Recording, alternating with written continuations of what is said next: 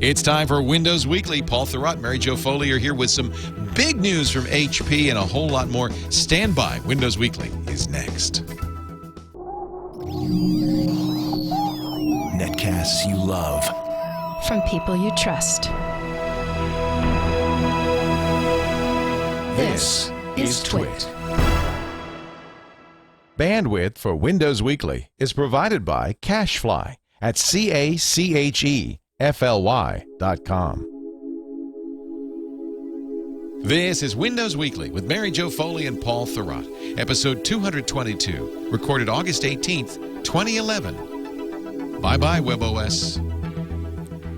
Windows Weekly is brought to you by GoToAssist Express. If you provide technical support to clients, colleagues, friends, or family, do it easily and without being there in person with GoToAssist Express. For a free 30-day trial, visit gotoassist.com/windows.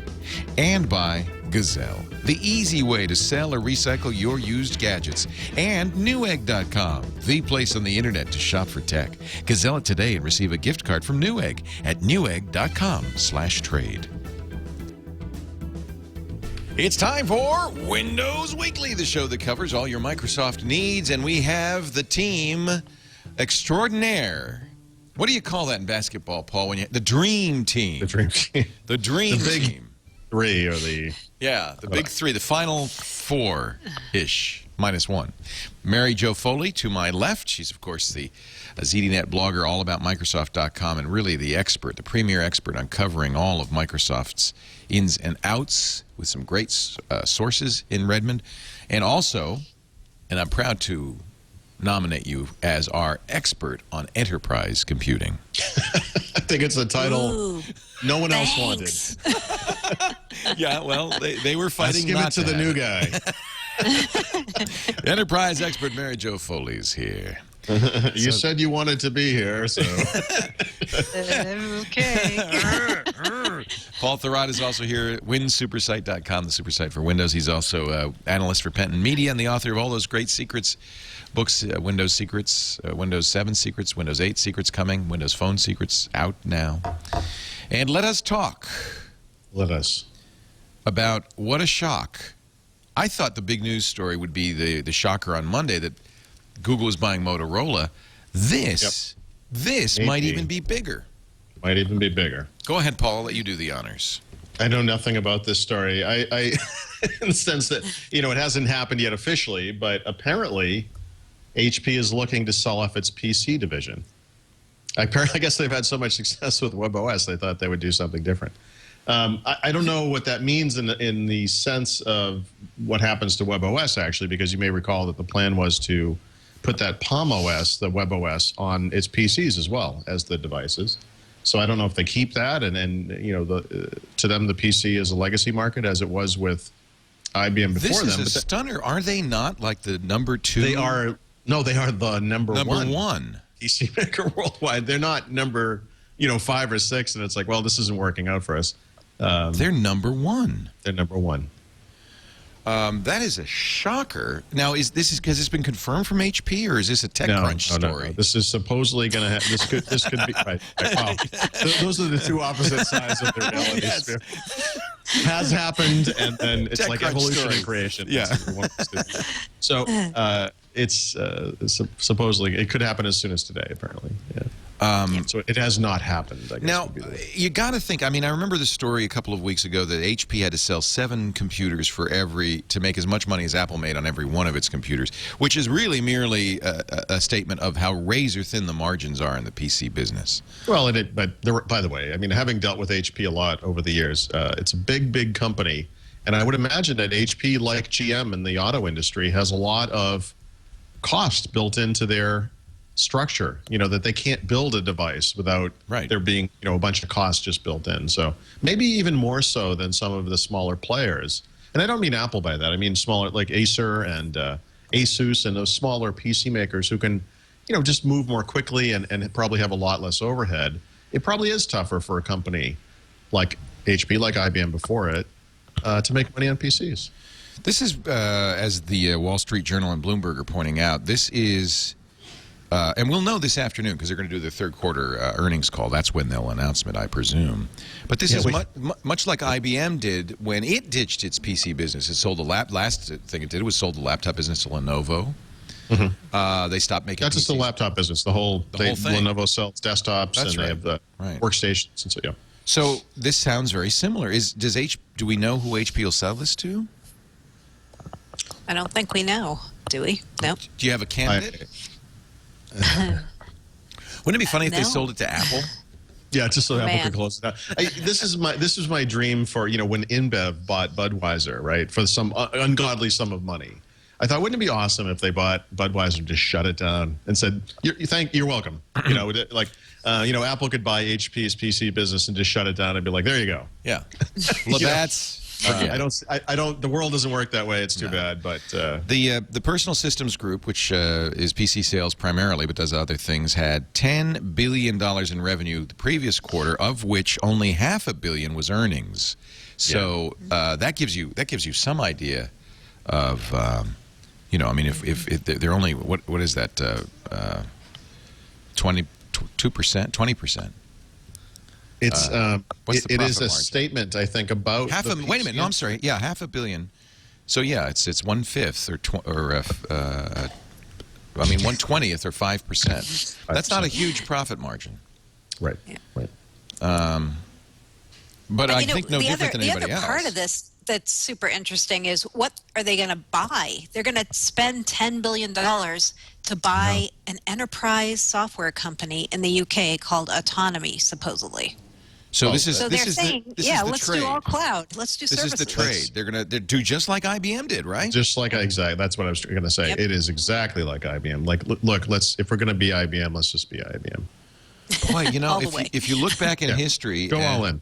Yeah. And you go back a little bit in history to their acquisition of Compaq, which was very controversial, but was seen as a move by HP to dominate the PC hardware business.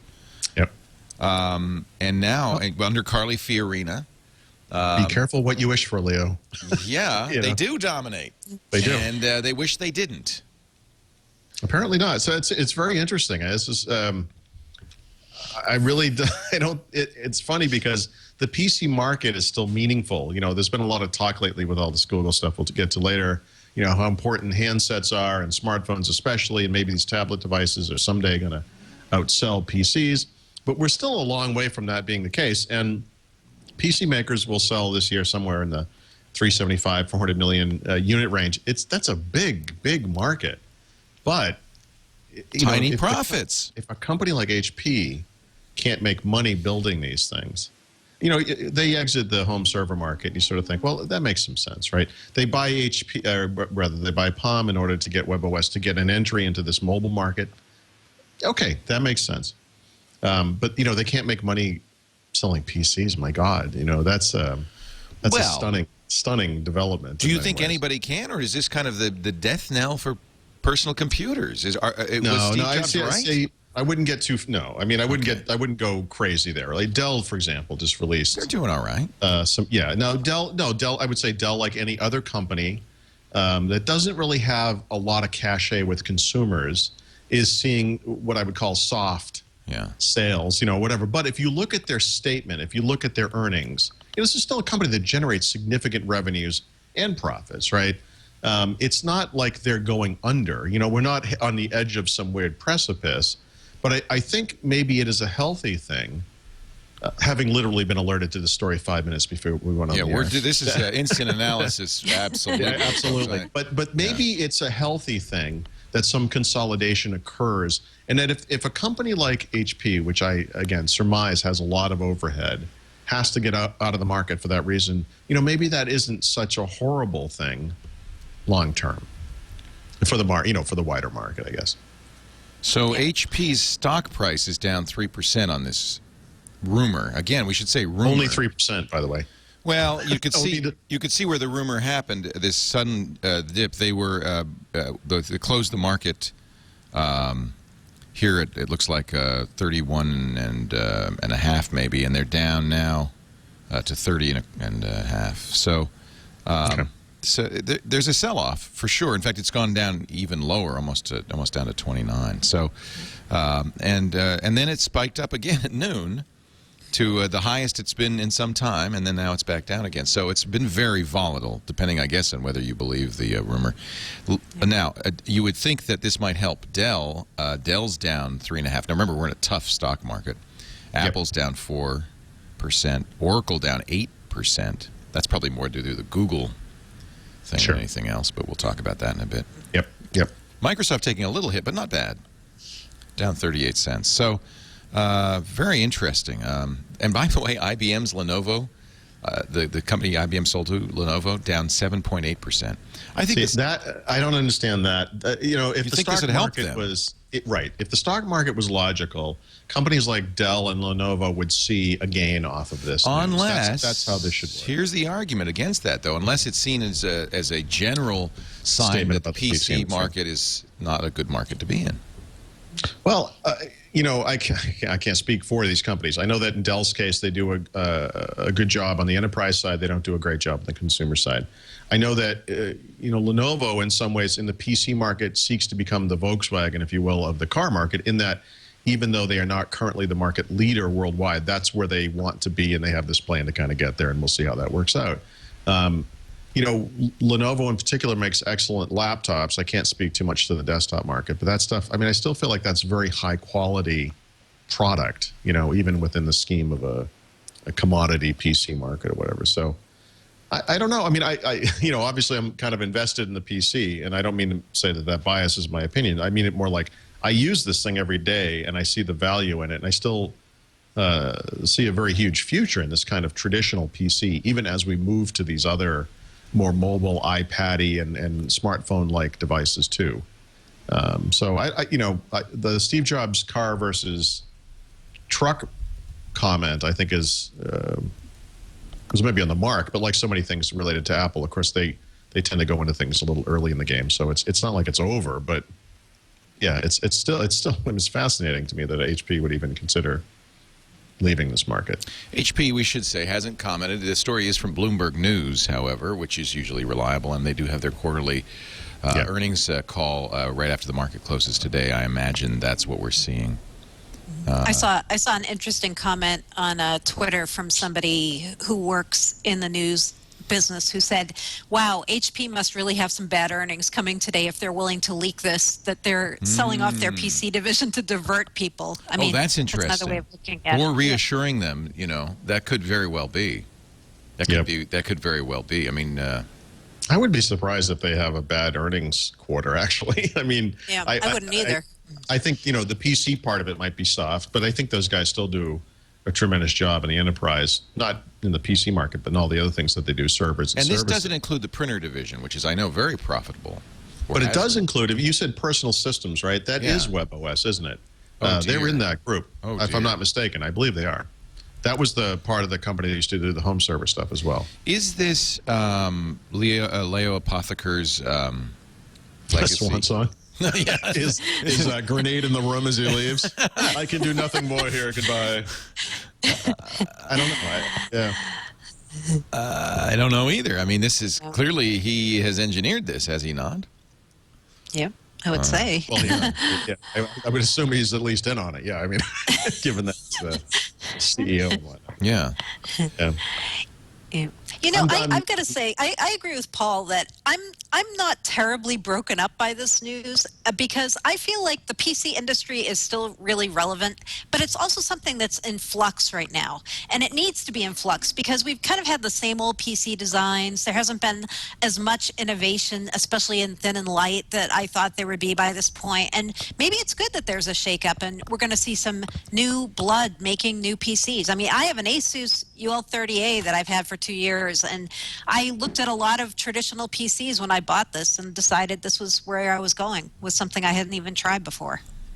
Well, and I have to say that while they're a consumer brand that is very well known, there is some negative about HP's Pavilion brand. I hear negatives. They had overheating problems with the laptops. People don't like all the crapware that's laden on HP, and yet I know, Paul, you really liked the HP Windows Home Server box. They can make good stuff. I did, yeah.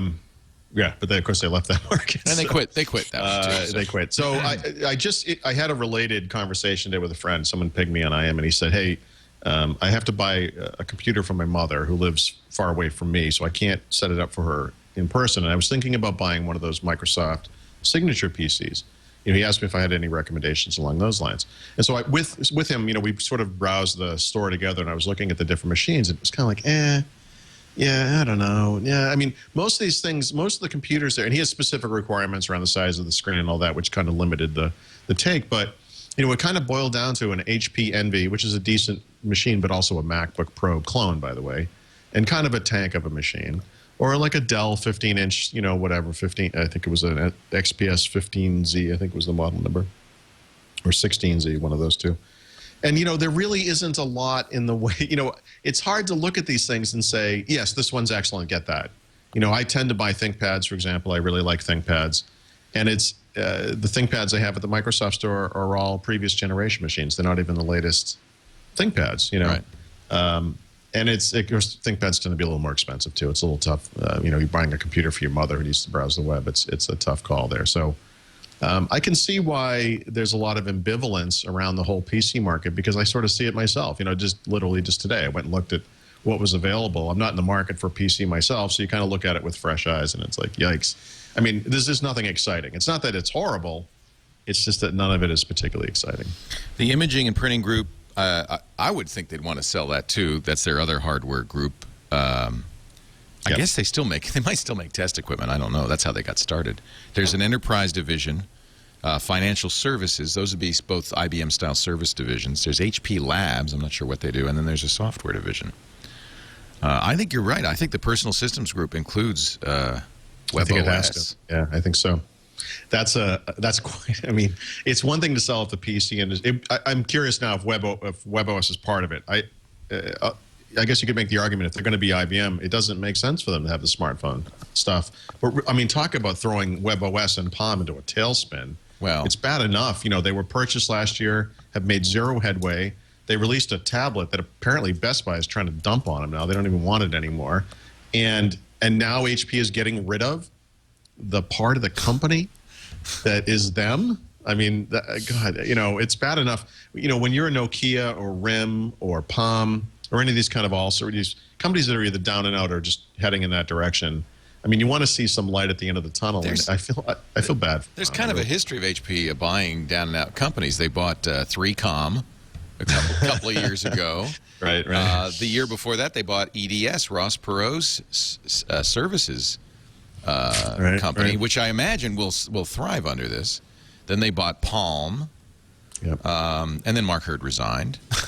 What if they could spin off, by the way, they could spin off this PC business as a separate company. They don't have to really sell it to anyone per se. It doesn't have to be like a buyer, but they could just spin it off. Right. And they could call it Compaq.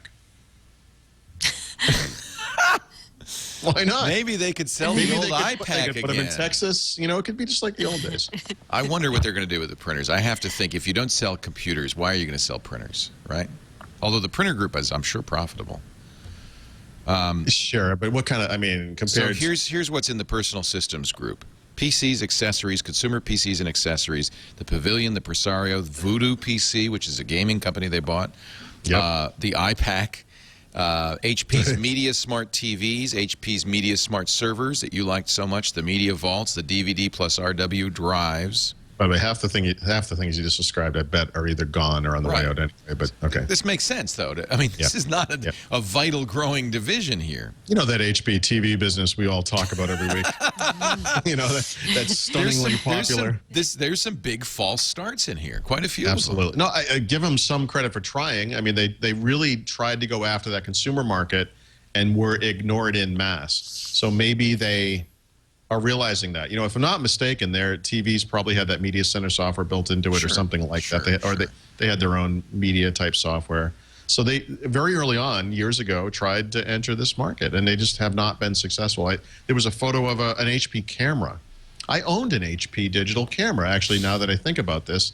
And of course, I've owned many HP/Compaq, iPack type PDAs over the years and smartphones. But these are things that people don't associate with HP anymore. I mean, even though they may still exist, I don't even know. But I just think it's been a big fail for them. So. Now, Autonomy, which they're supposedly buying, is a database search company. It is the UK's second largest software maker. Behind who? I don't know who's number one. Please be Psygnosis, makers of Shadow of the Beast. It would be funny. It would be funny. Yeah, number one is Psygnosis. Yes. Yes. I think actually they were bought by Sony. But anyway. I don't know. Their Autonomy may report $1 billion in sales this year, which would value it at about $10 billion. That's what they're talking about. Okay. So interesting. Maybe that's why the Oracle stock took a hit, because it is a similar space.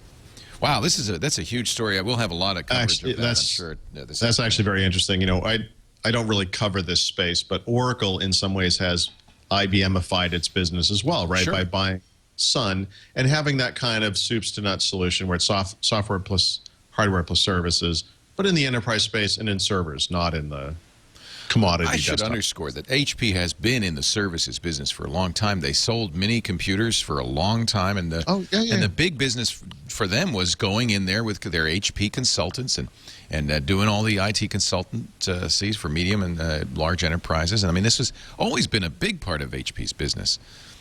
So it's like very much like IBM. It's a sensible move, I'm sure, from a financial point of view. Sensible and boring. Well, we won't be covering them anymore. It's the IBM way. Yeah, so goodbye, HP. Here's a little add-on to the story now. I'm looking at Forbes, and they're saying back in March, there was a report that HP was going to sell the business to Samsung. Wow. A report HP denied at the time, saying it was committed to staying in the PC business. Well, it makes sense. An Asian manufacturer, a Korean manufacturer like Samsung would make a lot of sense. They make all the components. They could presumably make more money on a PC than a company like HP, which has to buy its components from Samsung and others. Yeah, and there you see the parallel with Lenovo and ThinkPad and all that stuff. But Lenovo has done an awesome job. I mean, an absolutely awesome job of shepherding the ThinkPad brand and keeping those things going. And I remember talking to the ThinkPad guys in the days when IBM owned them, and I always said, why don't you sell these things in Best Buy or in stores where people actually go? They were only sold through, remember, Computerland and these kind of crazy, business-oriented shops. And they were like, yeah, we talk about that. And of course, Lenovo opened them up to all that kind of stuff, which is great. So it's possible that Samsung or whoever buys them could do a good job with that brand, whatever the brand is. But the problem is HP already has the greatest possible reach with retailers and whatnot that you can have. Right. It's not like someone's going to improve that. So I suppose even, if their business falls off 25% or 50%, it's still big and it will be a big deal for a Samsung. But it's hard to imagine that whatever this business is being as big as HP is in the PC market today. A year from now, 2 years from now, it just seems to me like this would have to be a smaller thing. Very intrigued. This is a huge. I didn't think anything could eclipse the Motor Google. I know. The Google Roll is crazy, but this did, I think. Google Roll. And because HP has such history, this really was the company that started Silicon Valley in the 30s when Bill Hewlett and what was Packard's first name? I can't remember. In a garage, literally in a garage. The garage is still there. You can visit it in San Jose. Steve Jobs and Steve Wozniak used to go dumpster diving at HP to get parts, so they Woz could was an HP employee. He built the first Apple I computer and offered it to HP, and they said, no, there's no market for computers.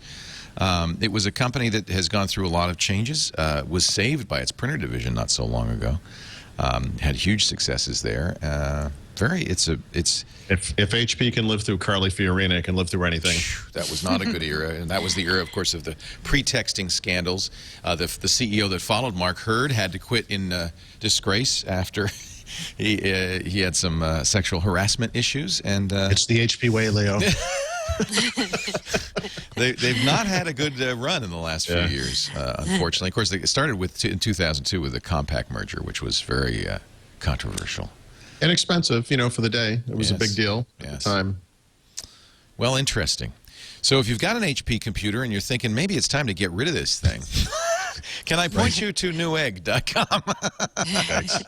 Time to take a break. We'll be back with more with Mary Jo Foley and Paul Thurrott. Let's talk about the Motorola Google deal, too, because I think that has some impact on all of this.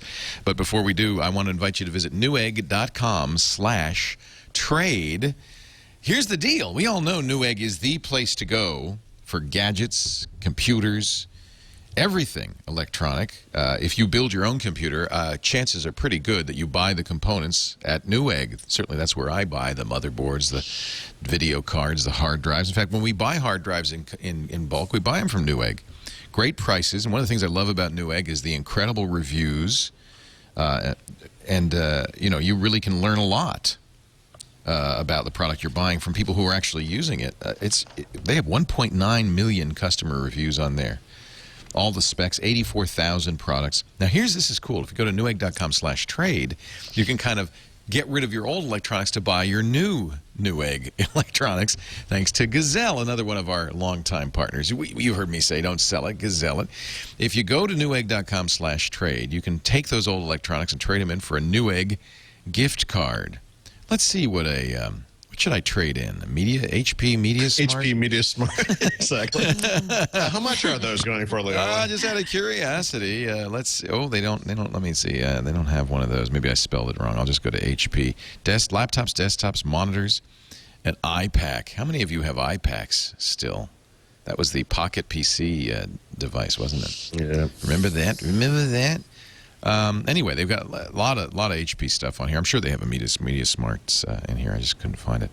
So what you do is you say, is it functional? Is it condition is good? You can say what kind of processor. You fill this all in. I picked about the most complicated thing you could do. You fill it all in, and they will tell you how much it's worth. Then you get a box. You throw it in a box along with everything else, your cell phone, digital cameras, camcorders, GPS devices, e-book readers, Apple crap that you don't want anymore. That was for Paul. I did that.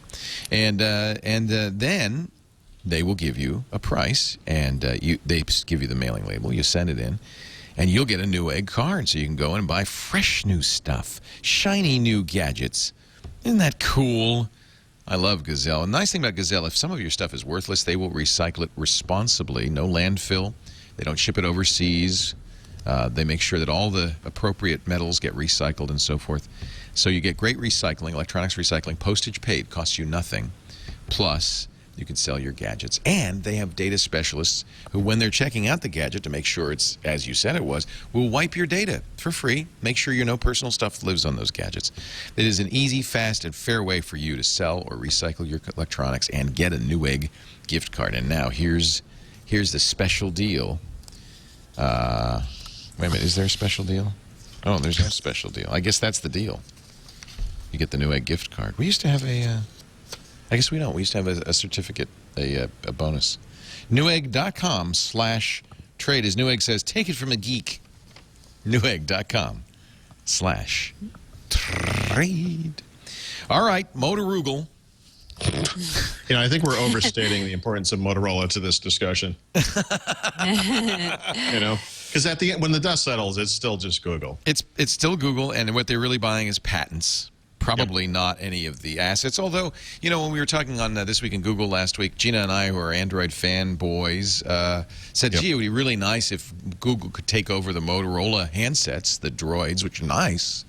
I don't see this happening. I really don't. And make really nice Google. Yeah, I don't think they're. I think because because a lot they of don't discussion around, you know, Google TV set-top boxes and yeah, because Motorola makes all those set-top boxes too. Yeah, the Google branded phones and all that, and all that stuff is against the Google way of doing things, and I think obscures what their point of being is, and it harms the companies that they are currently partnered with in those markets. And that's where all the money comes from, is from Google's perspective. It's about patents, in other words. It's about patents, and I think this other stuff is all going to go by the wayside. In fact, I fully expect Google to spin off Motorola, the hardware business, eventually. If not Some very had soon. said that they were taking a lesson from the Apple playbook, the Microsoft playbook, Microsoft's deal with Nokia. That it's in the mobile market, at least, it's not. You can't be a software only play. That you have to have hardware. Really, because they have a 43% market share after only 2 years. So Yeah, I guess I you're think right. if we were going to learn a lesson from the smartphone market, Let's it get would rid be of the those opposite. handsets. Yeah. Because they're killing those guys. Right That now. was the lesson Microsoft learned in computers was don't make them. Microsoft, you know, they've had mixed results, let's say, in the mobile market, but people forget this because Windows Mobile was so terrible. But it did beat Palm. You know, that was good enough to beat Palm at the time. They didn't see the Apple thing coming. They didn't see multi-touch. They didn't, you know, they didn't innovate. So they're behind now. We'll see how their current endeavors work out for them. Certainly they looked at what they did with Windows Mobile, and they didn't make all the right decisions, I think, but they made many right decisions about where to do things differently and where to do things the same. So I think the big problem for Google is that they didn't make as many good decisions in that same way. So they very closely emulated the Windows Mobile way of doing things. We have multiple partners, but they didn't rein in the spec. You know, they didn't force these guys to have the same types of hardware buttons in the same places on every single phone, and to have a minimum hardware spec. And that sounds like that was intentional. I mean, Microsoft did such a good job on that with Windows Phone 7.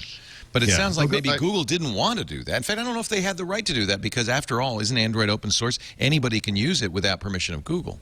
Except that inside of Android is access to a lot of these Google services. I guess if you want to use Google Apps, they could strong arm you for that. Yeah, I would think so. Because an Android phone without Google software is not particularly interesting. And then it requires whoever does such a thing to reinvent the wheel. They have to go and, well, okay, now we have to reinvent the email application. We have to do, So I do think, though, that this is most clearly a response to Apple and Microsoft teaming up, kind of in a surprise, to buy these Nortel patents. It put the screws to Google. They said, well, now we only have 1,000 patents. Android is already under assault from Apple and Microsoft. What are we going to do? And I think they must have scrambled. They had 5 weeks. Very clearly. This was not... You know, as some people have suggested that this thing was in the works for a long time, and that I think it was Dan Lyons who wrote something. You know, this was Google's master plan. They were going to do this all along, and they made these fake bids for Nortel so they could drive the price up. Well, here's how successful that little plan was, if it was a plan. Microsoft and Apple and those other companies basically paid the exact same amount per patent that Google did for its own patents. Right. Google paid 3 times as much. However, and they're not sharing the costs with anyone else. So if that was their plan, stupid. Wasn't cost effective. No, it wasn't cost effective. And yet they are now indemnified, are they not? Yes. I mean, it's effective. Well, no. I mean, no, because the thing that keeps coming up in various things I'm reading now is what were these patents that they bought? Yes. And, you know, everyone's assuming these are patents to indemnify Android because that's what Google's saying. You know, this is for defending Android. But nobody really knows what these patents are. And a few people have kind of dug in a little bit and said these aren't the patents that they need to indemnify Android. They just bought a bunch of patents. Well, that would be even better, right? That would not be good. We bought a bunch of patents, but they're from this other thing. We bought 17,000. They spent, what is it, $500,000 per patent? And they're not any good. That's going to be a bit of a shock. Right. Plus, well, you only need the key one, right? Yeah. And remember that these are not patents to protect you against a particular patent lawsuit. No. They're patents to mutually assured. It's exactly like they only need patents that they could use to sue Microsoft back. It could be a completely different matter if you want, but then we'll sue you because we have these patents. It could be a completely. They don't have to even be cell phone patents. They could be Yes. Yep. All they want is enough to say, let's cross-license. Right. Hopefully no money exchanges hands. Everyone wins. Yep. But there's knowns in this whole deal. You know, like the other piece that keeps coming forward is saying, is Microsoft going to try to come in at the last minute and wrest this deal away and outbid Google just to get the patents? I've seen a few people reporting that, actually. That would be hilarious and awesome, but I just don't see that happen. It would be pretty crazy, right?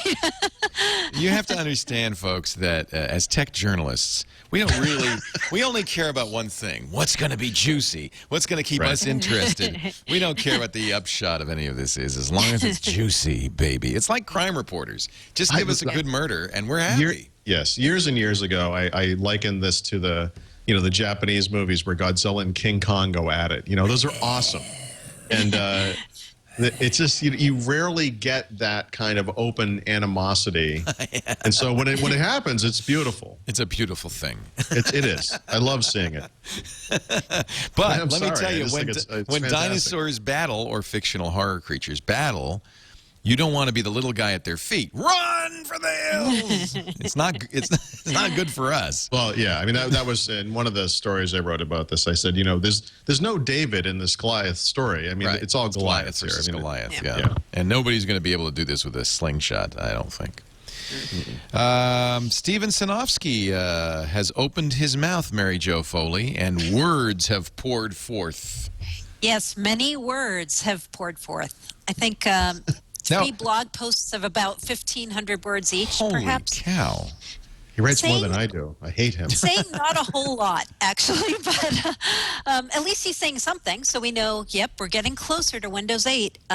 So he did an initial blog post saying we're going to launch this engineering Windows 8 blog, just like we had for Windows 7. Then he did one talking about, please play nice, everybody. We don't want to have anger in the comments. And then we had a blog post yesterday listing the 35 feature sets that are part of Windows 8, both Windows 8 client and server. Wow. So that was the most interesting of the 3. That he laid out the different teams, and it gave us a little bit more insight and a little more confirmation about things that we had heard and assumed that were in there, like the App Store. Finally, we know for sure there's an App Store. Oh, if well. you didn't know. Yeah. Well, I mean, you could have assumed that just because of the success saw this. Microsoft has had. This was in there. I mean, It was. But so it's the nice, other it's another nice to see them team. confirm it. This is a new blog that he's created called Building Windows 8. Yes. Right? Right. Get it? Building Windows 8. Building Windows 8. So he's been very verbal here. Now, when we talked about this before, Paul, that when Steven Sinofsky speaks, people listen because he's known as, at least when he was on the Office team, as being very close to the chest, only talking when he had something to say. He's not very precise. He's precise. There's a good. You have to, if you're someone like Mary Jo and I, you have to really parse what he's writing here. You have to pay attention to it. It's tough, like she said, because he writes so much. They're very long. And you're looking for any glimmer of information. I would say this one's interesting, this particular post, because you don't have to really read between the lines too much because he spells it out. Right. App Store, part of it. Wow. Hyper-V, part of it. Now, the Hyper-V is Microsoft's virtualization technology. There's been a lot of speculation over the past couple of years. They have this on the server. Why don't they bring it to the client? This could be the way that we handle backwards compatibility. Get rid of all of that crap in Windows and just virtualize it. Well, this suggests it's part of it. Maybe it's part of it. Although maybe Paul, it's just in you want to server. hear a I don't funny know. thing But, today? Yeah, I know. Media So, platform. Mary Jo, I think, made the point that in a blog post of her own that Media Center used to be one of the teams. Now it's not. That doesn't mean it doesn't mean that Windows Media Center is gone. It could be part of Media Platform, but it is interesting that it's no longer its own team. Mary Jo, is this a? I mean, I'm looking at the number of. You look like you were excited to say something. I'm sorry, Mary I Jo. was going to say right after I put in my blog post that, so I guess it looks like they're confirming Hyper-V is in Windows 8 Client with this blog post from Steven Sinofsky. I got an email today from Windows PR saying, no, don't assume that. This could be a server feature because the list he gave us was client and server. So don't go all assuming that you know what's going on. This is. I'm looking at this list. There, one of the lists is the teams. Yeah. And it's like 30 teams. Is this unusually detailed?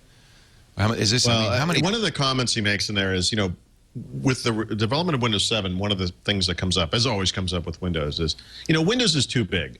The product is too big. The team that builds it is too big. Ginormous. This thing is, and he sort of addresses that and says, look, people say this, but this is how we build it, and it works, and here's how we break this thing down. I mean, he does break it down into, it didn't get as much press, but a list of 7 wider groups that pull related teams together. And those groups are fundamentals, Right. Devices and networking, the core OS, developer experience, which is very interesting because the developer stuff is typically outside of Windows, by the way, user experience, and then web services engineering system. And so the piece I take away from that is the bit I just sort of mentioned on the side, which is, it seems to me that the developer stuff used to be kind of separate from Windows, but with Windows 8, it looks like they're bringing it into Windows. Interesting. And in that longer list, they mentioned things like XAML, which of course is a developer-oriented markup language, and I think Telemetry. yeah, I'm looking through. Yeah, Sustained engineering. Yeah. Well, yeah. I mean, telemetry, well, I guess that could be bug reports. Yeah, that some of kind these thing. have overlap. But XAML very much. I mean, XAML is a presentation language. Engineered desktop? Engineering system? I don't know what these... Yeah, who knows? Yeah. We don't know. We don't, I want to be on the ecosystem fundamentals team. Whatever that. You know, it's funny. Exactly. You're right. He does say, he says, hey, this is a big engineering effort. It's going to take you want a lot of stuff? So it's really like mobilizing an army. I mean, it's kind of impressive how this... he says, I think an organization like this needs a guy like Steven Sinofsky. I mean, this is... a general. A pack. He's ideally suited for this particular, this type of project. Someone who can I mean, slap the troops when they get a little punchy. yeah. Yeah. Wow.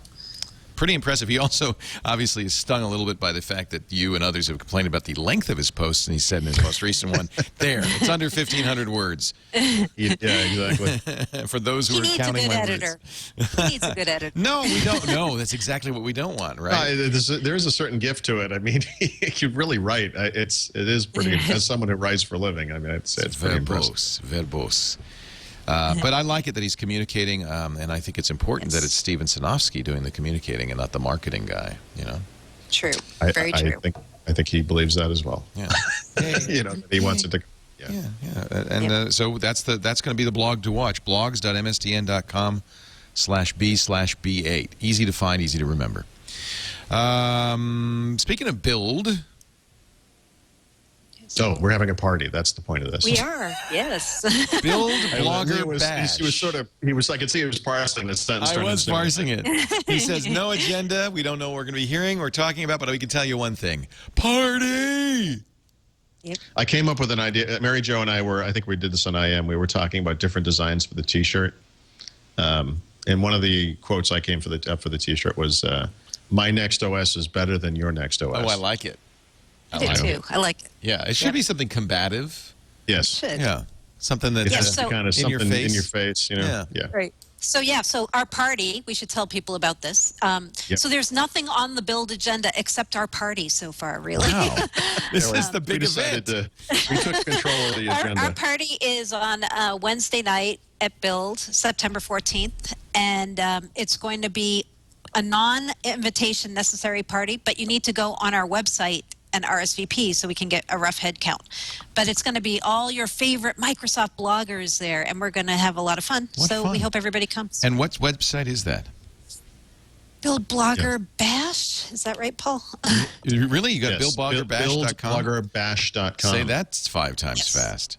Yes. Exactly. BillBloggerBash.com. Yep. How many people have advertised? So let's see if I can find. Can we kick in a little bit of cash towards the party? Do you need sponsorship? That would be We do. awesome. Yeah, It would. I'd be willing to kick in a little bit. I think we have 147 people RSVP'd so Look far. at that, and look at all the famous people who are hosting, and you're going to live broadcast. We are. Well, wait a minute. If you've got a podcast live broadcasting from there, you don't need me. Wow, he just drops right Let off. Ryan and Travis put some money in. Well, but we could have your logo on their podcast. How beautiful.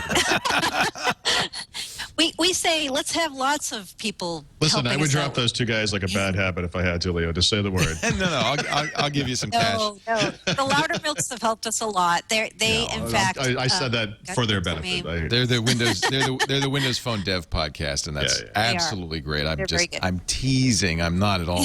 I'm not. If they're that competitive, I'd Yes, teasing. As am I. As am I. No, we'll kick in some. We'll kick in some, and who knows? Yep. It's on a Wednesday evening. Maybe we can send a camera up, and we could do a little something there too. That'd be great. That would be be really Maybe good. we can also do Windows Weekly. We could do on a live show Thursday. from there. Yes. Look at that. I Wouldn't like that it. Yes. It's all coming together, baby. I love it when a Can you plan handle comes like together. 14 different hosts though? Because it's going to be. No, we can. And then- We'll have one camera, so it just. Yeah, we'll just be able to like a long table. You're going to be here this weekend, Paul. Let's talk about it. I'll give you a check, and we will talk about maybe. Finally. No, not for you. That's For all the I'm party. coming, Leo. For I the just wanted party. to check. Yeah. And actually, we should say Paul's going to be on TWiT this week. We're having all East Coast TWiT with you, Peter Rojas, from GDGT.com, Baratunde Thurston from The Onion, and Nick Bilton of the New York Times, who was an East Coaster but has been transplanted to the West Coast. They're all going to be on TWiT on Sunday, and we're going to have afterwards the party, which is invite only. I don't want to. We're going to have a velvet rope and everything. Yep. But if you bring 4 chicks, you can get in for free. No, that's wrong. That's something else. I'm bringing 1 dude. I hope that's okay.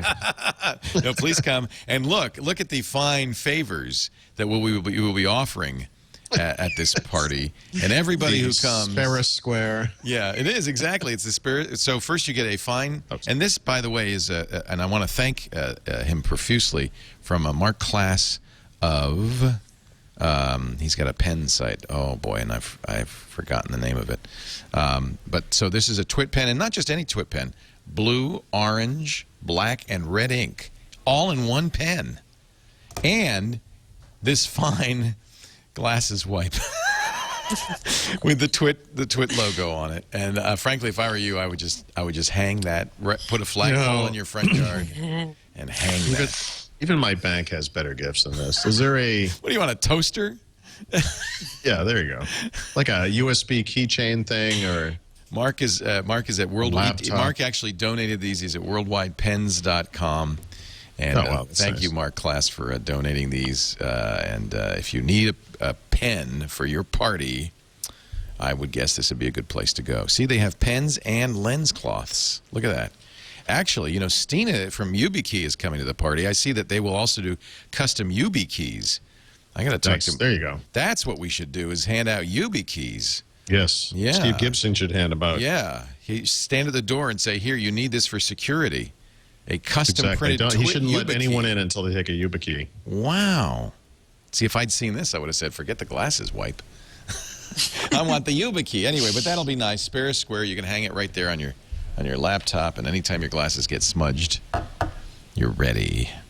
We're going to take a break, come back with more. Mary Jo Foley of allthingsmicrosoft.com. Paul Thurrott, party host, is here talking about Windows and Microsoft and Build. And yeah, we'll do something from Build.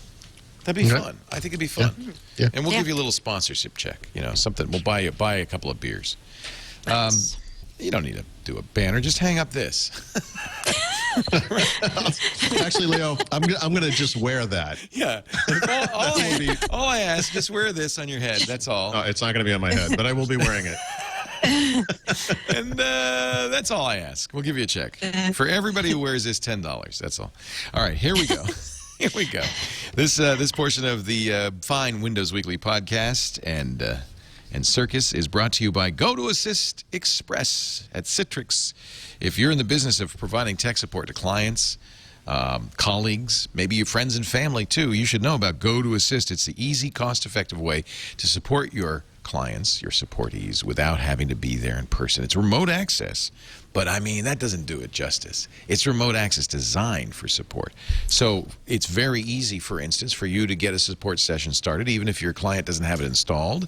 I tried this on my mom. It was simple. I was in a chat with Mom. We were talking. She said, my Quicken's not working. I can't find the document. I said, no problem, Mom. Here's a link. Click on this link. It downloads the little tiny Java stub. Took 30 seconds. I said, all you have to do is say, click allow when it asks you to if you'll run that Java program. She says that. And now I'm in. I'm actually working on her computer. She loves it. I can chat with her while I'm doing it. I can fix it. It works very quickly, and it has some features that support professionals will love. 8 sessions at the same time. You can do unattended sessions as well. It'll let you know what software is running on the system, including what operating system, what exact version. You can drag and drop fixes or patches from your system to their system. It really lets you take control of a problem, solve it the way you know how to solve it without having to walk them through it. You can do it so easily. And here's the best part. Try it free for 30 days by visiting gotoassist.com/Windows. 30 days free. gotoassist.com/Windows. It is really the key to remote support. I love it. And I do love the folks at Citrix. They'll be at the party, Paul, actually, so you can say hi to them. gotoassist.com/Windows. We thank them for their support. We are talking Windows with Paul Thurrott, Mary Jo Foley. Let me get back to the list and see what else is going on. Now, this is an interesting one. A note from Paul Thurrott, and you're going to have to explain what this means. Microsoft's big living room bet Is all Xbox no more Windows and Zune? What do you mean?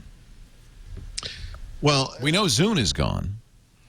yeah. But Windows? The question is, what about Windows, right? Yeah. Currently, Windows has a place in the living room as a media center PC, or just as a PC. I suppose you could put a low-end, like one of those Aspire Revo type computers in there, hook it up with HDMI, use a remote control and a Bluetooth keyboard and mouse or whatever, and you could play YouTube videos and play Netflix that way, browse the web and all that kind of stuff. I don't think a lot of people do that. And I think what Microsoft has basically decided, and this is not a 100% given, but this is my take on this, is that the Xbox 360 is the future for the living room for them. Well, why not? I mean, you've got great penetration. It's a very powerful platform that has a lot of life left in it. Even in the context of the Xbox 360, though, you could put one in your living room today. You could use the Media Center Extender software to access the content from your home PC. It has Netflix and Hulu Plus and all that stuff. It has the Zune services on there. You could access your Zune Pass music over the Xbox 360. That stuff all works. But at the E3 trade show, I think it was, they announced this very briefly. Actually, they just mentioned it and then moved on from it. But they're going to have something called Internet TV in the Xbox 360 coming this year. And that was one of the big questions, was what is this thing? And this week they released a video and a blog post from Frank Shaw where they described their vision for the future of the living room. And it's all Xbox 360. And it's the combination of the 360 with services from Bing and the Tell Me speech technology, which is how you control it with your voice, the Connect for the hand gesture type stuff. But they never mention, they don't once mention Zune or show Zune. Although if you're a heavy user of the Xbox 360 today, you might recognize some of the screens as being what today is called the Zune Marketplace on the Xbox 360, but they never once show the logo. And they never talk about Windows. There was a small mention of Windows Phone and how it could be used as a remote control for this kind of stuff and to interact with some of the software, but they really don't talk about this other stuff at all. So you know what I'd like to see them do? Apple has done such a good job of making DLNA usable with AirPlay. So it's very straightforward and simple. There's an opportunity for Microsoft, a huge opportunity for Microsoft to do something similar. I mean, DLNA is a standard. It's out there. It's showing up in more and more phones. Yeah. It's hard to use right now. Microsoft could do what Apple has done. You could tell 100 stories that would fall into this category where Microsoft supports what is an industry standard. They leave it up to their partners to go do the right things around implementing it. And they never do. And then Apple kind of swoops in and they make something just like it and it just works. Yep. On the day of the Windows 7 launch, Microsoft did what can only be described as a really impressive demo. Mary Jo will recall this. She was there. Where they used a single Windows 7 based PC to control an unbelievable number of DLNA compliant devices, TV sets, other PCs, tablets. It was all kinds of stuff. And they blasted a single movie to some number of these machines. I don't remember the number. It might have been 17 or some crazy. Do you remember? I do. I don't remember how many, but I remember this whole scenario. You know what I'm saying? It was impressive. And I remember it was maybe the only impressive thing in the whole keynote in some ways, but it was an impressive moment, and then it was quickly forgotten because no one ever does this stuff in real life. And those TVs that were going to be DLNA compliant sort of slowly and quietly appeared over the past couple of years, but no one ever really uses them. When we did our host swap in Germany last year, I was very interested to see that the Samsung LED, LCD, whatever it was, HD TV they had, was DLNA compliant because it showed up in Windows. So I experimented with playing content just to the TV from Windows over the air, and then eventually gave up and just used the HDMI cable to blast it directly to the device instead. So if you've ever used an Apple device, whether it's an iPad, an iPod Touch, iTunes on the PC, and then Apple TV, or whatever combination of those things, you know that the AirPlay stuff actually works really, really well. And it does. And the Microsoft stuff, not so much. Another example, Zero Config, which Rendezvous. It's become Rendezvous on the Mac, or Bonjour, I guess they call it. Bonjour. And works on the Mac. Yep. And it's a Microsoft, we're open technology, but Microsoft was the first to champion. Yep.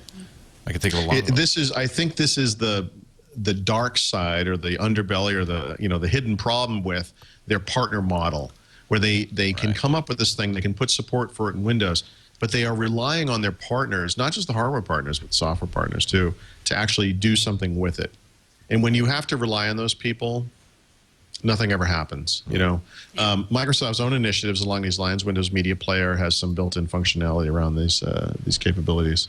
Is not particularly elegant either. So actually, you think Microsoft, if people had built media extenders or had done better with media extenders, would have continued to support this idea? Or I just think the market is moving in a different direction. You know, people are not, and I don't mean it's too complicated. Never, but no, it's it too is. complicated. People are not putting TV tuners into computers and connecting them to cable boxes or HD over-the-air antennas or anything else. By and large, putting those expensive, complicated, always rebooting machines in their living room and then using that to watch TV. I know some people are. I used to do it myself. No, geeks do, and our audience does probably in a higher percentage but than this is normal, not a mainstream nobody activity. else does it. Yeah. It's one of the reasons Google TV is so terrible. It brings back that notion of IR blasting and I want a keyboard in my living room. here's a little plastic nubbin that you can literally tape onto the front of your cable box, just in case you didn't think it was slow enough already.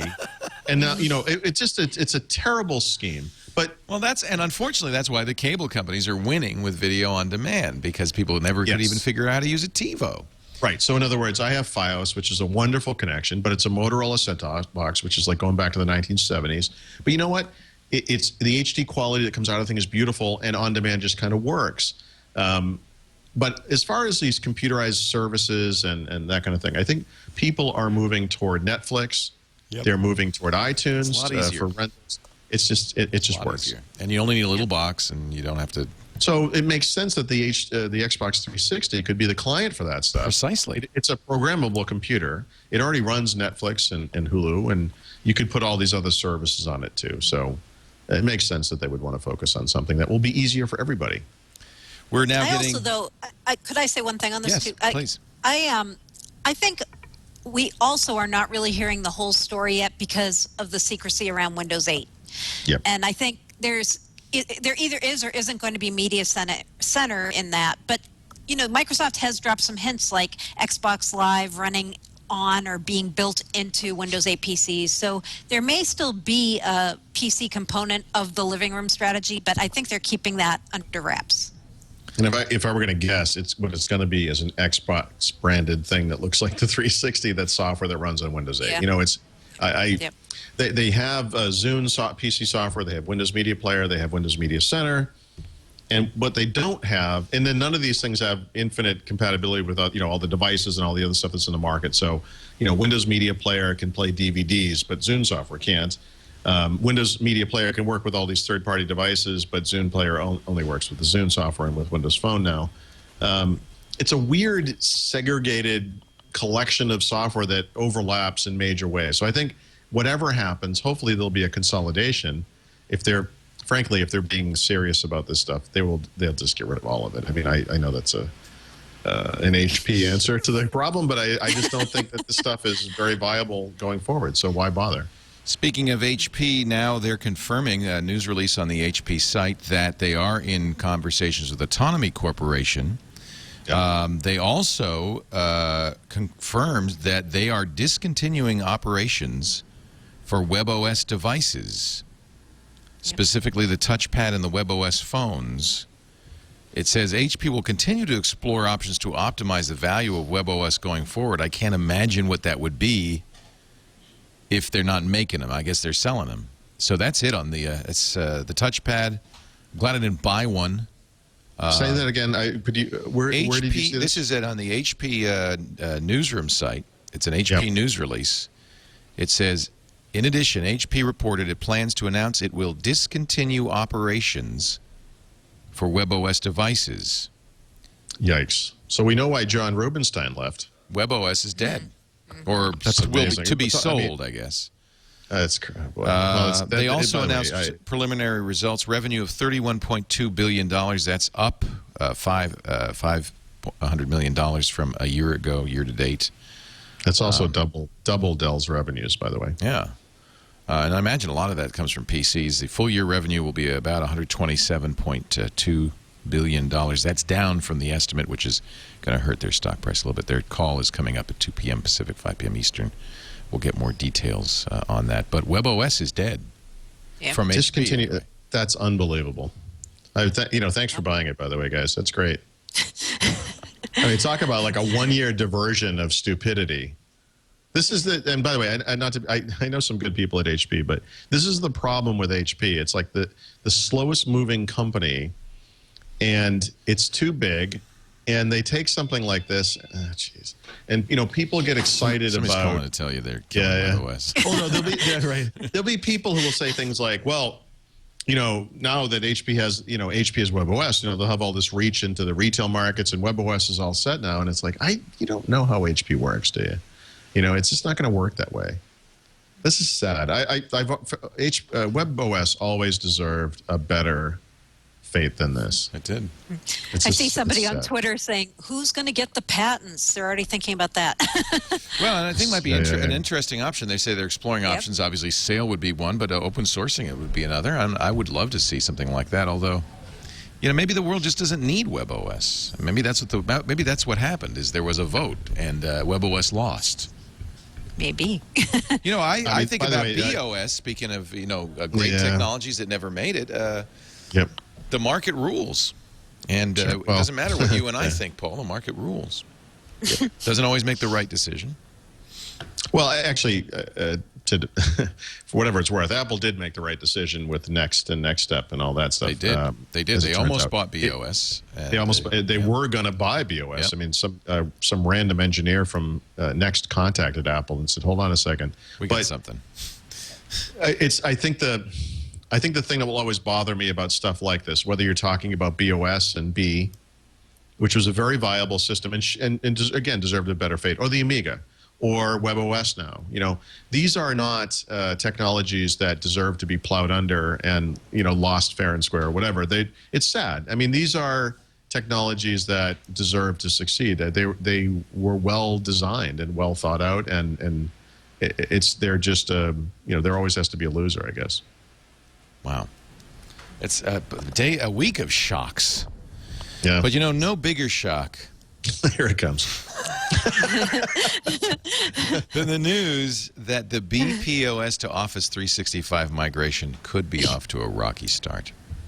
I know people tune in this show specifically for Mary Jo Foley, just waiting for her to say BPOS. So, ladies and gentlemen, Mary Jo Foley. Here it is. BPOS. What is it? Business?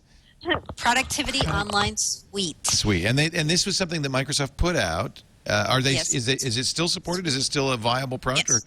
So they still don't. Viable. It's not that they're requiring you to go to Office 365. Well, they're going to within a year. Ultimately, right now, you can still be on BPOS. In fact, you kind of have to still be on BPOS if you're on it, because they're not going to really begin the transitions of folks to Office 365 until September. Has there been reluctance to make the shift? No. In fact, many people really want to get off BPOS right away because it keeps having outages. But then, look what happened this week. Office 365 had an outage, a very bad and big one yesterday. How long? It was about 3 hours, and it took one of their North American data centers went down. It took down Office 365. It took down SkyDrive for a lot of customers, and also the Dynamics CRM Online, although they're not saying that actually was connected, but I think it must have been since it happened at the exact same time. That might be more significant. I mean, you could survive without access to your word processing document, but if your point of sale system is down, you're out of business. Well, your CRM system, right? I mean, like people started going, "What the heck? I can't even open the browser," right? Oh, that's not good. Not good. So, so Microsoft's telling people, hold on, where you want to do an orderly transition to get you on the new platform, but then the new platform has a big outage. Although this is the lesson from the cloud. I mean, same things happen to Google and Amazon as well. I mean, I don't know why, but for some reason it seems hard to keep these servers up 99% of the time. Yeah, and what doesn't help matters is Microsoft doesn't really want to say what happened. It's like, something happened in our data center, and that's all we're saying. This is where I commend Google and Amazon because at least, they'll tell you. As embarrassing as it is, because it's always somebody did something stupid or a rat, but or a bulldozer. But you want to know. You do, because they're going to pay people back for their SLAs, which are their service level agreements that guarantee you uptime. But still, you want to make sure this isn't going to keep happening, and it doesn't instill confidence when they won't tell you what happened. Yeah. Oh well, at least Dilbert likes Windows Phone 7. Yes, he likes it a lot. Paul Thurrott. Thank goodness. Paul Thurrott found this, which is great. I'm busy writing a news story, Leo. Could we come to this later? Are you blogging the WebOS story? I bet you are. I am writing a news story. Do you want to No, pause I can, so that both of you can go? See, bloggers never sleep, ladies and gentlemen. They're constantly. in a set of shocking developments that could send the entire PC industry reeling. No, sorry. So that's a good line. I like it. Thanks. Can I give it to MG writer. Sigler? I just wanted to pass that along. I am a writer, Leo. You are a writer. So, yes, Brandon Watson, a member of the Windows Phone team, challenged Scott Adams, the creator of Dilbert, to test Windows Phone after Scott Adams expressed frustration with his iPhone, and that if he didn't like it better than the competition, that Brandon would donate $1,000 to the charity of Scott Adams' choice. I thought this was a brilliant, brilliant idea. Coolio. So, Scott Adams today blogged about his experiences, and what he basically said was that Windows Phone is, in fact, the superior choice compared to iPhone and Android. There are some caveats to that, but actually, it's kind of a neat He tried little... an Android. Yeah, that's cool. That's great. Wow. Yeah. Overall, He prefers actually said Windows the Phone. user interface on Windows Phone was better than the iPhone. Now that's saying something. Well, I happen to agree with that for whatever it's worth. I feel that Windows Phone is just underappreciated because people don't even know it exists. But I really do feel that Microsoft's onto something with him. With that, I agree with him that when he says that, maybe calling it Windows wasn't necessarily the best idea because it has kind of an old-fashioned feel to it. Yeah, that's true. I agree with that. The one thing I don't agree with that he said, I found this to be kind of interesting. He specifically called out the on-screen keyboard in all of the phones. He hated him. Hated them all. And I have to say, one of the big things with the iPhone, especially that first year it was out, was that people said, look, you're never going to be able to type on this thing. It's never going to work. All the BlackBerry guys especially, oh, yeah, it's not going to be possible. And what you find over using this thing is that it works really well. And I think we talked previously in the podcast. I've been amazed. I was at a friend's house and his wife was tapping away like a madwoman on the glass screen of her iPad, typing some lengthy, I don't know what she was writing, but she was going to town on it. It was crazy. That does baffle me a little bit when I see people it's right. It's the type of thing that just doesn't seem possible, but people do it. Yeah. Now, all this said, I have found in my own experience that one of the things I really like about Windows Phone actually is the keyboard. I think it does a really good job. There are some interesting... it does, I don't know what you call it, but it tries to anticipate what you're trying to write. Yeah. So I've actually found with some of my passwords, I don't want to give away what they are, but... No, it does that for passwords? That's not good. No, I know. No, but it tries to anticipate what it is you're typing. Oh, yeah. So if you have two letters in a row, it assumes that you have missed... in some Your cases, password is breadbasket. No. Well, it assumes that you are mistyped. In other words, you didn't mean to It type fixes your password. Yeah. 99 or something, or 66 or RR. Right. You meant to write RT. Right. Clearly, because Clearly. that spells a word. Right. And it's like, no, that's not what I meant to write. That's not good behavior, but I know what you're saying. You're saying the you predictive see what I'm text saying. is good, yeah, and that's important. I think overall, I think the virtual keyboards on all these phones are fine. I mean, and of course I don't use the iPhone every single day now like I used to. When that was my phone, but I do use an iPod Touch regularly, certainly. And with iOS 5, I've been testing it more. So I type in my username and password all the time. So I have some experience with these keyboards. But I was sort of surprised how much he didn't like the keyboards. I'm totally in his camp. That's what I think it is. I think it's what it is. Some people just never get used to it, and some people do. I'm trying to get used to my Windows Phone keyboard. I'm joking. I can't believe you don't like it. No, some people don't like some people don't like soft keyboards. I really think that's true. Yeah. I know. And I'm so much faster with a regular keyboard. So I'm trying to get by, but yeah. I think that's just a personal thing, and I wouldn't hold it. I'm not. Look, Scott I'm not Adams. a 17-year-old kid. I'm not. Sometimes someone will send me a text message, or I'll read an email on the phone, and you look at it with a sense of dread, because you know that the response that it requires is lengthy, and you don't want to type that on the phone, and you're like, oh, damn it, and it's like tap tap tap. Oh, geez, backspace tap. Here we go.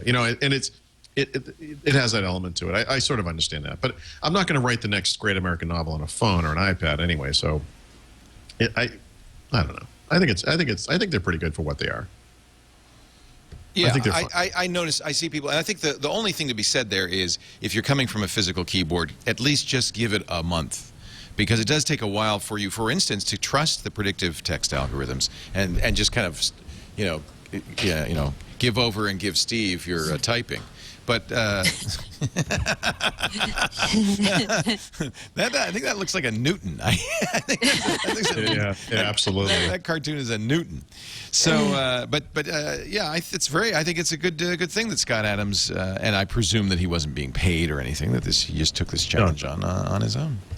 Yep. One more story, and then we're going to get to our Audible pick of the day, our tips of the week, software of the week 2. Microsoft cuts low-end pricing on Azure.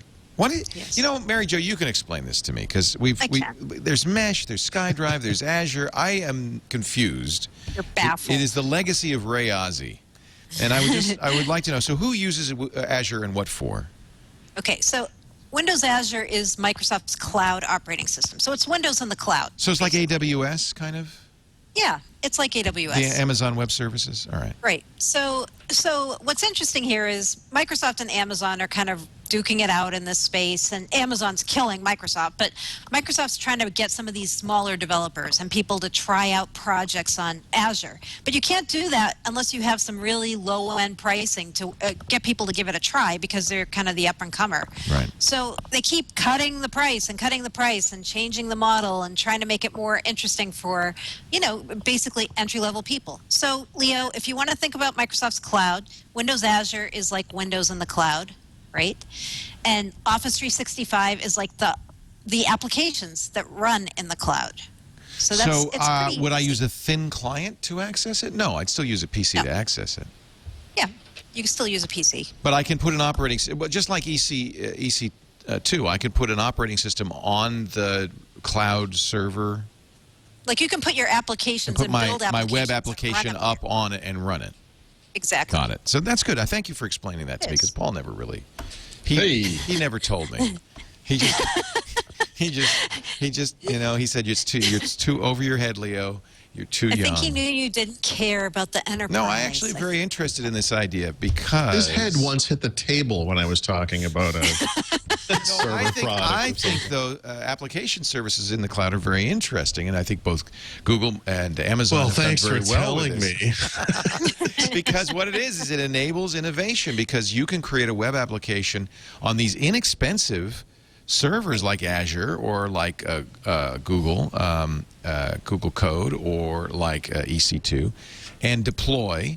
And I think it really spurs innovation. There are a lot of very smart people out there, mostly college kids and just out of college kids, who now can develop and prototype an application and say, it's running, it's on, you can try it. And that's how they raise money and how they grow. And so I think these are very important things to do. Azure sounds like it's something, in other words, it's not aimed at an end user particularly, it's aimed at a developer. People who are building the apps. Yeah. It's like, if you're building an app for Windows on the desktop, or you can build an app for the cloud to run in the cloud. So it's got better, should I even say that on this podcast? ROI. Yes. No, you should. Yes. I think that's relevant because yes, it is. It isn't necessarily just for the federal government or a Fortune 500 company. It's also, and this is why this low-end pricing is important. It's for people who say, I've got an idea I want to implement. And it's good for Microsoft to encourage these developers. Right. And, as far away as this may sound and seem, I mean, we're talking about Windows on PCs today, but someday it's going to be all about the cloud, and we're not going to be talking about Windows on PC someday. Well, HP ain't making them anymore, so it's only a matter of time. Exactly. Here it comes. So Paul's going to be here next Sunday for TWiT, and then we'll do Windows Weekly from here, but we're going to flip-flop. We should tell everybody. Yes. You're trading with Steve Gibson, so instead of doing a Thursday record time, we will do Wednesday, 11 a.m. Pacific, 2 p.m. Eastern at live.twit.tv for Windows Weekly next week. Next week, Wednesday, one-time only change, so that Paul can be in studio. And we'll still have Mary Jo via Skype, I take it. Yes, we will. Skype 5.3 by next week. Maybe, but let's not rush her. I'd be happy with 5.0. If I just get up to 5.0, I think we could just meet halfway. Ease into it, Mary Jo. You don't have to go all at once.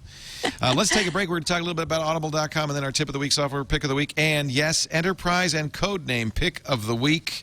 But first, my friends, I want to tell you about Audible.com, the secret behind exceptional... that's the wrong slogan. The secret behind exceptional entertainment as you drive to work. That's what it is. Audible.com is, of course, the bookstore, audio bookstore, 75,000 titles. Just go there now and browse around and see what all the great titles are. There's so many of them. And then, let's check that credit card. Looks like I have to update my credit card with Audible. You don't have, I won't do it right now. Go ahead. Go ahead. I'll give everybody the number. Would somebody do that for me? Let me just give you my credit card number. That'll really save time. It'll also save me having to worry about having a credit rating anymore. Some great books on here. I listen to Audible nonstop right now. I'm listening to a book about Bobby Fischer that I'm loving. I've got a lot of recommendations you've given me, Paul. What are you listening to these days on Audible? So, as we've discussed in recent weeks, I'm trying to catch up on the Audible stuff because I have so many books that I burned through this year that we haven't mentioned. So I'm doing 2 a week. So good. The 2 this week take are... That's good. Are wait a minute, related. though. Maybe you should save one. No. I have many. Don't worry. Because you could do one on TWiT this weekend, too. I will. All right. I have plenty of books. Okay. So these are related. Obviously, I'm a fan of the James Bond books, although with every passing day, those original books are so out of date now. They're almost historical documents. There's a lot of bizarre stuff in there because they were written in the 50s. It's kind of fun, though. I mean, that's one of the things I like about it. Yeah, but some of it's a little off-putting, too. I mean, there's even some racist elements. There is. It's a little racist. I know. Isn't that funny? Yeah. Yeah, it's a little strange. But anyway, they're great books regardless. They were written in the 50s and early 60s. Yes. I'm also a big fan of the Robert Ludlum books, especially the Bourne books. The first Bourne movie was sort of close to the Bourne books. The other ones have nothing in common with the books. The books are fantastic. But in both the case of the Bourne books and the Bond books, over the years, obviously those authors have both died, the estates of those authors have allowed other people to write continuing books in those series to different degrees of success. Some of the Bond books have actually been pretty good. And actually... I'm actually a pretty big fan of the more recent Bourne books, which have been written by Eric Van Lustbader. So I've actually read all of those. They're both available now. The latest books in both series are available on Audible. The James Bond book is called Carte Blanche. This is actually a remake or a redo, I should say, of the series. So they kind of rejigger James Bond now as an older guy, which is actually a lot like me. The Bourne books do. Oh. But now he's been updated for the modern post 9/11 era. Which Moneypenny, come here and give me some soup. And then the latest Bourne book is called The Bourne Dominion, and this is the latest in a series. I think this guy has written now, I want to say 4 or even 5 of these books, and they're all pretty decent. They're not as good as they're nothing like. I mean, Robert Ludlum is in a category all by himself. But you can go through all. I mean, they have tons of Ludlum books on here. So yes, they do. If you haven't read Ludlum, start. I like Ludlum a lot. He's written a lot of good books, not just the Bourne books, but many, many other books. Well, you know why I like these for Audible? Because, in fact, these would be a good place to start if you've not listened to audiobooks, because they're very visual, and you actually think you're watching a movie. I mean, it really comes to life in your mind. And I'll tell you, that's when audiobook at its best. When you're listening and you're engrossed and you're just enjoying it, and you don't worry about the traffic jam or the fact that you've got 8,000 miles more on the Stairmaster, or that the dishes are piled to the ceiling. You listen, you enjoy, and things get done, and it's just really a great way to read. I love Audible books, and I invite you to try. Now, here's what we do: if we go to audible.com/windows, you can sign up for the Audible Gold account. That's a book a month. Audible.com/windows. And the first month's free, your first book's free. So you could pick either one of these, the James Bond book or the Robert Ludlum book, and make that your first book. And I think this is a good choice for anybody who's a little bit nervous about audiobooks. Pick something that's going to really grab you and suck you in. And by the time the book's over, I think you'll realize that it works. You really can listen to a book. And I'll tell you, if you've got a commute, it's a lifesaver. Audible.com/windows. Plays on all the devices. You don't have to worry about that. Audible.com/windows. And we thank them so much for their support of Windows Weekly. Now I am ready, Paul Thurrott, to start with your tip of the week. Do I have here? Oh, I think we discussed previously, maybe even last week, that Microsoft Press has been converting some of their free ebooks to Mobi and EPUB. Oh, that's neat. This week, yeah. So actually, and I think I mentioned this on the Kindle in particular, that makes a big difference, rather than reading them in PDF format, because it just looks better on the device. This particular book, there's a new ebook out. It's only in PDF right now, but they do promise both Mobi and EPUB versions coming soon. But it's called, actually, what is it called? I have a link to it, but I don't have the thing. It's long title, Microsoft Office 365 Connect and Collaborate Virtually Anywhere, Anytime by Catherine Murray. Right, so it's about Office 365, obviously, but this is not an introductory pamphlet. This is a 337-page serious book about Office 365, and that it's free. Available for free is pretty incredible. So definitely something to check out. You can read while you're waiting for Office 365 to come back online. Cold. Give you something to do. So, anywho. And then the software pick of the week is, this one is for the iPhone and iPad, but it's Defender of the Crown, and this is just a title from my past. This was a Cinemaware title for the Amiga. It's not Shadow of the Beast, which would be the ultimate one to see on this, but it is one of my very favorite games ever. This, and I would say Wings, which is another fantastic Cinemaware game, where some of those titles that just made the Amiga something special. I'm going to download it right now.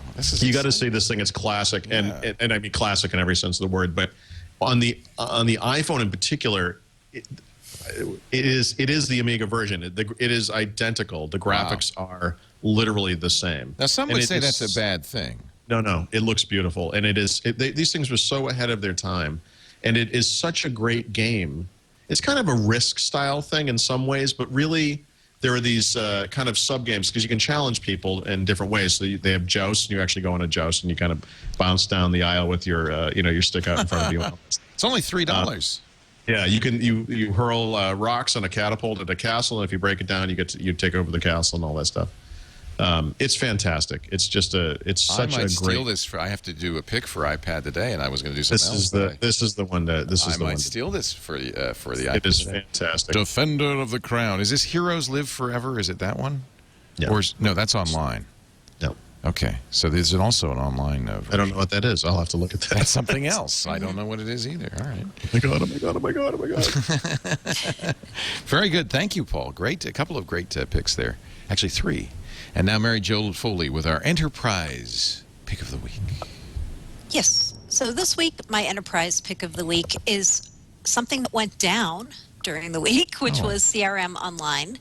But the reason I'm still making it my pick of the week is because there's going to be a lot of interesting things happening later this year with CRM Online that I think people would like to know about. For one, Microsoft's going to be updating CRM Online and having a new version of it come out in the 4th quarter of this year. So this is their competitor to Salesforce.com. And we don't know what's going to be in the new version yet as far as features go, but we do know that they're starting to speed up their release schedule, which is very welcome.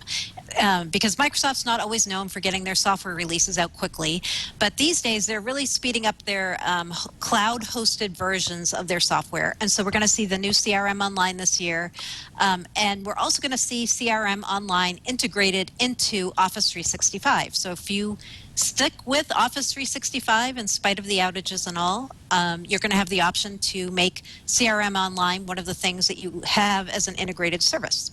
That's cool. I see it runs within Outlook on this Office 365 screenshot. Yep. That's very cool. So if you're used to Outlook and you're accustomed to how it works and looks, then you probably would like using CRM Online because it uses a very Outlook-like metaphor. Normally $44 per user per month, but it's free for 30 days right now if you want to try it. I think that's what it said. Very good. Thank you, Mary Jo. And one of the things that Mary Jo's been doing, which is so much fun, is a code name of the week, because there's plenty in Microsoft. Our code name of the week. Yes, so this is a really code name from the crypt this week. So Paul probably remembers this. Around the time that the Courier tablet was being bandied about, we kept hearing about this thing called Alchemy. Right. And a lot of people thought Alchemy was the code name for Courier. but it wasn't. I found out last week, after all this time, what alchemy is. And what's one interesting thing is it's spelled Alchemie. It's not spelled the way we all thought it was. And what alchemy was a lab that Microsoft had inside of Pioneer Square Studios, and it's the lab where the Courier did originate. But it was a lab for a lot of other things too, and it was one of the places where Jay Allard worked before he left Microsoft, and was responsible for kind of getting new business ideas fostered and kind of sped up and fed out into Microsoft. The Courier never made it. It made it all the way up to the final approval stage, and then it was killed at the last minute. I don't know if you guys remember the Courier, that really cool dual. It was a tablet. video. It was a video. But it was a video. Yeah. But it was real. Yeah. It was about to become a product. Sad, and 'cause that would have been cool. Ventures. Yeah, Alchemy Ventures was the part of Microsoft responsible for that. And so apparently they turned gold into lead, and that's Yes. the problem. They kind of got the wrong direction. Yeah.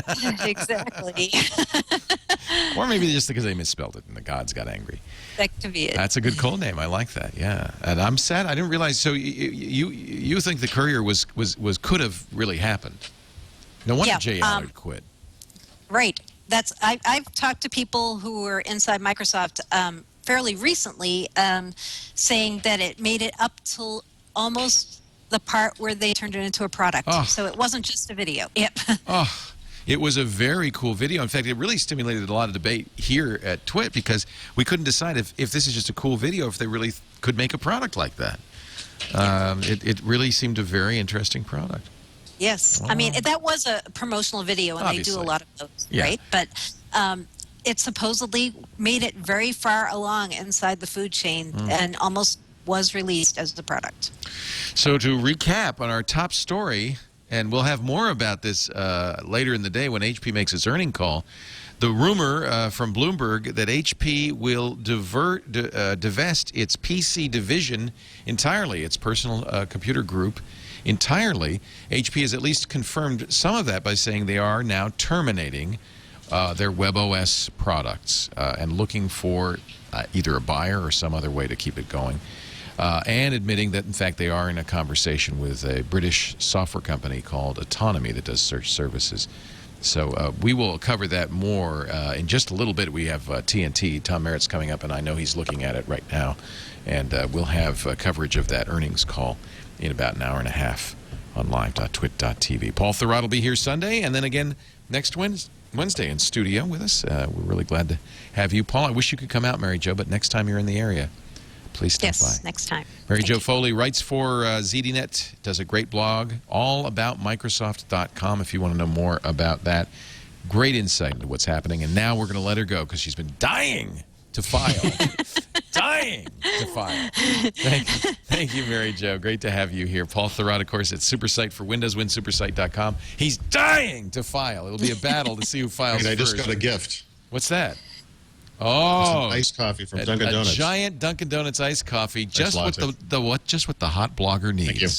And don't forget when you're going to Build the big party, the Build Bloggers Conference. What is it? Build Blogger Bash. Build Dash Blogger. No, Seriously. Build Blogger Bash. Not Build- Build-A-Bear. Build Do not go to the Build-A-Bear Blogger site. Bash.com if you want to know more. You don't have to RSVP. Just show up. And, No, you do have to RSVP. No, RSVP, and you can show up. And show up. Wednesday the 14th The at the Build. reason being is that if it's a big enough crowd, we're going to take over more and more of this place. Right. But they just need to know. And this is in LA area? Yep. Anaheim. You know, Anaheim. I could fly down for the night.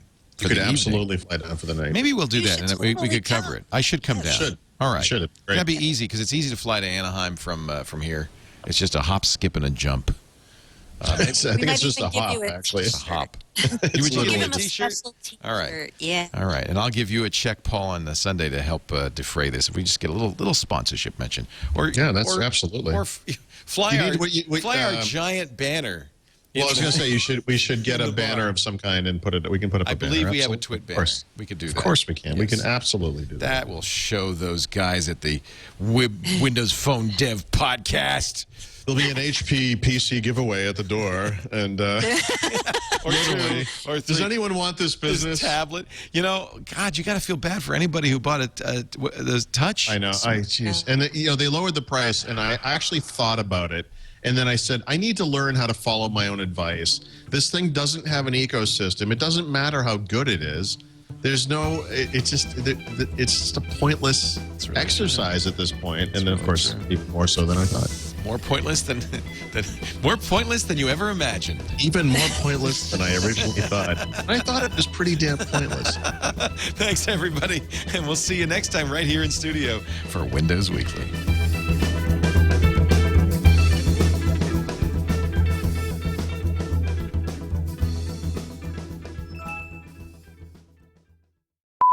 We'll call you right back. We'll call you. You want to call me back? back? We can do sign language. Call you right back. It's time for Windows Weekly. Mary Jo Foley is here. Take two. Tom Thurrott. Tom Thurrott. It's time for Windows Weekly. Mary Jo Foley is here. Paul Merritt. Paul Mitchell. Paul Mitchell is here.